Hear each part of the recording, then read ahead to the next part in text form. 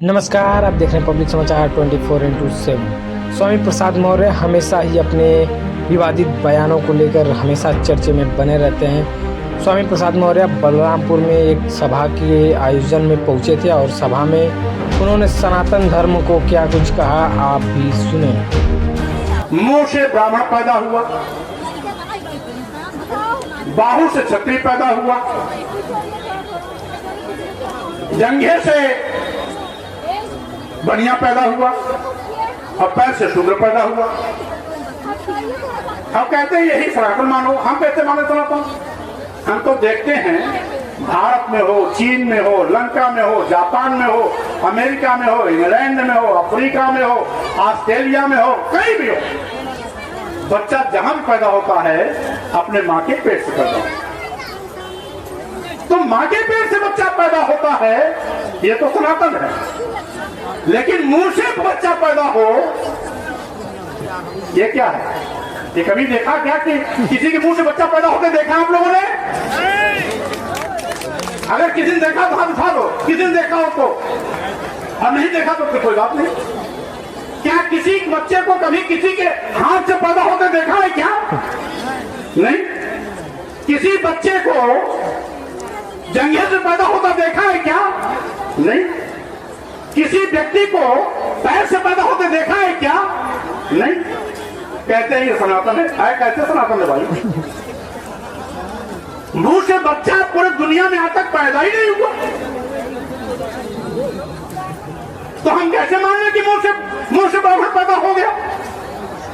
हम कैसे मान लें कि हाथ से क्षत्रिय पैदा हो गया? हम कैसे मान लें कि जंघे से बनिया पैदा हो गया? हम कैसे मान लें कि पैर से शूद्र पैदा हो गया? केवल मनुस्मृति में लिख देने से पैदा हो जाएगा क्या कोई? ये धोखा है। इसीलिए मैं कहता हूं ये धर्म नहीं, ये धोखा है। धर्म क्या है? मां के पेट से पैदा होना, यही धर्म है, यही सनातन है। तो जात पात छुआ ऊंच नीच सनातन नहीं हो सकता। ढोंग ढकोसला पाखंड सनातन नहीं हो सकता। स्वार्थ में बनाई गई नीति रीति सनातन नहीं हो सकता। सनातन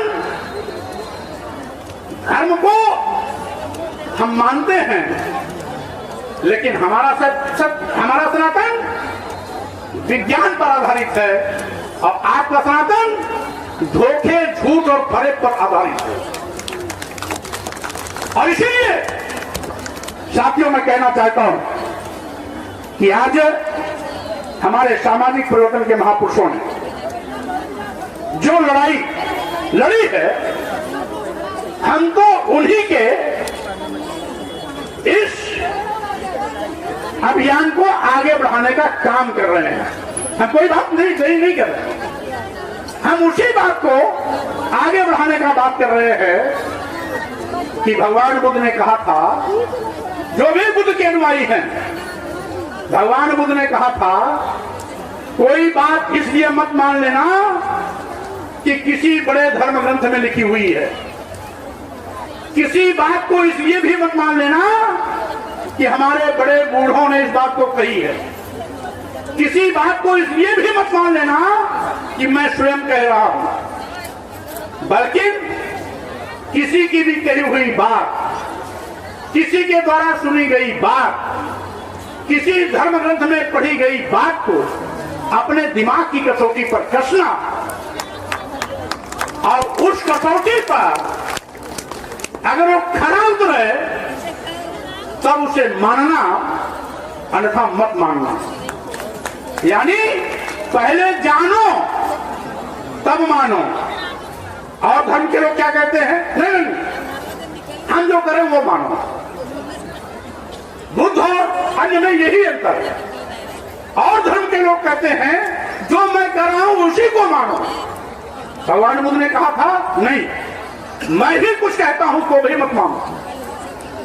उसको कसौटी पर कसो, दिमाग बुद्धि की कसौटी पर कसो।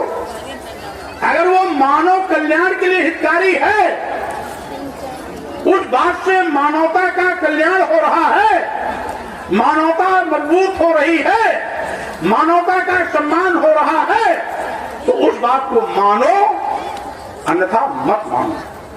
इसीलिए बुद्ध ने संदेश दिया भारत में, लेकिन दुनिया के 50 देश से भी ज्यादा आज बुद्ध के अनुयायी हैं।